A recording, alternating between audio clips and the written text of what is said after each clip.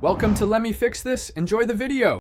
In this video, I will show you how to connect your Lockly Smart Lock to Wi-Fi using the easy method. First, make sure your Lockly Smart Lock is fully installed and has fresh batteries. Next, confirm your home Wi-Fi network operates on the 2.4 GHz band, as Lockly devices typically require this frequency. Also, ensure your Wi-Fi signal is strong in the area where your lock and Wi-Fi hub are located. Finally, have your Lockly Secure Link Wi-Fi hub plugged in and ready to go. Now, let's get your Wi-Fi hub paired. Open the Lockly app on your smartphone and tap the plus icon or Add New Device. From the list of available devices, select Secure Link Wi-Fi Hub.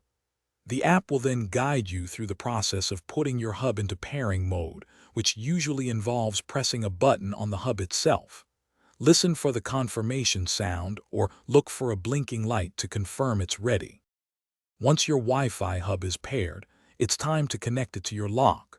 In the Lockly app, select your specific smart lock from your list of devices.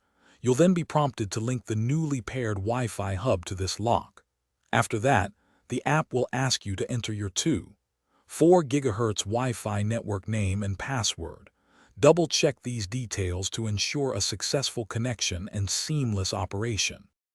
With everything set up, it's crucial to test your connection.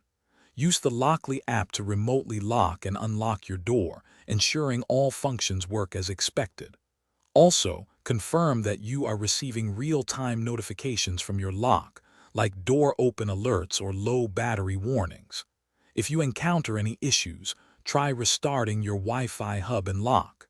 And hey, while you're upgrading your home, why not upgrade your comfort? Check the description for a link to Darn Tough socks and other great deals.